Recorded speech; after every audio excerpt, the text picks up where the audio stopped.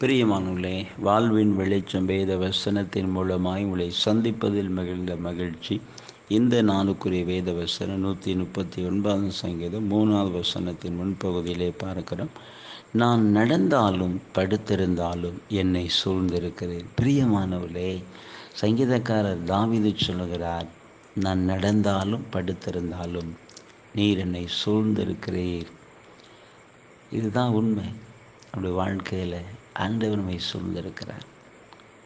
நம்ம பாதையில் பயணம் இது 2 காரியம் நடந்தாலும் படுத்திருந்தாலும். அப்போ நம்முடைய வாழ்க்கை பிரயாணத்தை குறிக்கிறது. பிரியமானவர்களே, அது நம்முடைய வாழ்க்கை பயணம். இன்னொன்று நம்முடைய இருப்பிடம், நம்முடைய உறைவிடம் கூட சொல்லலாம். வாழ்க்கை பயணம். அந்த பூமியில் நம்ம வாழ்வதற்கு ஒரு இடத்தை, ஒரு வீட்டை கொடுத்துருக்கிறாரு, எல்லாம் ஒரு தொழிலை கொடுத்துருக்கிறாரு, எல்லாம் தந்திருக்கிறாரு. அப்போ 2 விதமான காரியங்கள். நம்ம அந்த வாழ்க்கை பயணமும் சரி, நமக்கு கொடுக்கப்பட்டிருக்கிற இந்த மாதிரியான காரியங்களையும் சரி, கர்த்தர் நம்மை சூழ்ந்திருக்கிறார், நம்மை சூழ இருக்கிறார். பிரியமானவர்களே, நீங்கள் பயணிக்கிறீங்க. அந்த பயணத்தில்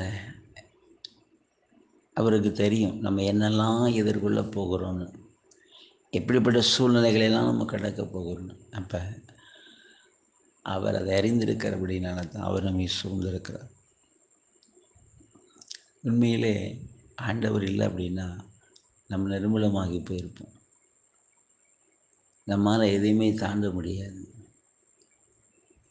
வெள்ளம் வாரிக்கொண்டு போகும், அக்கினி நம்மை சுட்டரித்திருக்கும். ஆண்டவர் நம்மை சூழ்ந்திருக்கிறபடினால தான் எதுவுமே நம்மளை சேதப்படுத்தலை. அப்படி வாழ்க்கை பயணம் தொடர்ந்து கொண்டு இருக்கிறது. பிரியமானவர்களே, இன்றைக்கும் நீங்கள் நடந்தாலும் படுத்திருந்தாலும் கர்த்தர் உங்களை சூழ்ந்திருக்கிறார்.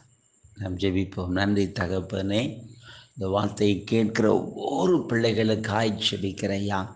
ஆமென்.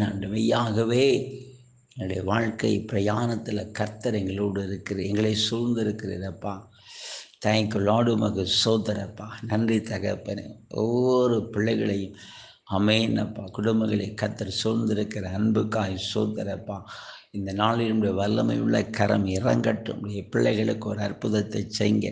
என்ன நன்மை எதிர்பார்த்து காத்திருக்கிறார்கள், அந்த நன்மைக்கான வாசலை திறந்து கொடுத்து நம்முடைய பிள்ளைகளை அற்புதமாய் வழிநடத்தி ஆசீர்வதித்து காத்துக்கொள்ளும். சில அன்புக்காக நாங்கள் உம்மை துதிக்கிறோம். மேற்புரேஷ் நல்ல பிதாவே. ஆமென், ஆமென்.